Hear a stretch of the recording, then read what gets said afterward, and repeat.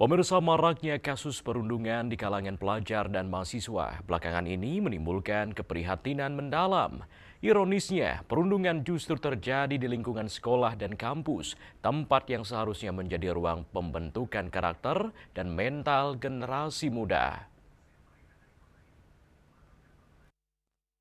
Fenomena ini mencerminkan adanya tantangan serius bagi institusi pendidikan dalam menanamkan nilai-nilai moral dan karakter kebangsaan. Sekolah dan perguruan tinggi tidak seharusnya hanya berfokus pada capaian akademik, tetapi juga memiliki tanggung jawab besar dalam membentuk kepribadian, mental, dan sikap peserta didik agar mampu menghargai diri sendiri maupun orang lain. Pendidikan karakter berbasis nilai-nilai Pancasila perlu kembali diperkuat, seperti masa lalu, sebagai fondasi utama pembentukan pribadi yang tangguh, beretika, dan memiliki tanggung jawab sosial. Penanaman nilai-nilai Pancasila, semangat kepahlawanan, dan kesadaran akan tanggung jawab terhadap diri sendiri maupun lingkungan menjadi kunci penting dalam mencegah perilaku perundungan. Para pendidik juga memegang peranan krusial untuk menjadi teladan dan memahami tanggung jawab moral mereka dalam membimbing peserta didik agar lebih peka terhadap dampak setiap tindakan yang dapat melukai orang lain.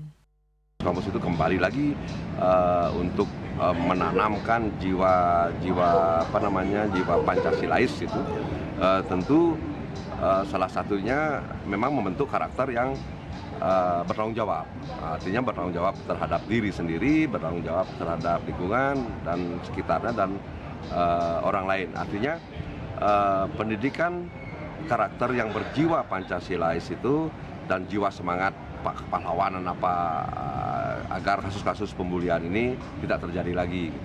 Artinya sebab dan akibat itu memang kita harus tanamkan kepada siswa-siswa dan yang mengajar pun ya mohon maaf ini sebagai pendidik pun kita harus tentunya tahulah apa yang kita lakukan, apa yang harus kita lakukan melihat daripada kasus-kasus pembulian seperti itu.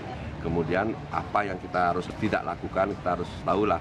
Apalagi sekarang zaman medsos, zaman globalisasi itu, kita tahu teknologi tidak salah, handphone tidak salah, komputer tidak salah. Yang salah itu usernya. Nah, di sanalah bagaimana mentality, knowledge kita, pengetahuan kita terhadap penggunaan secara benar.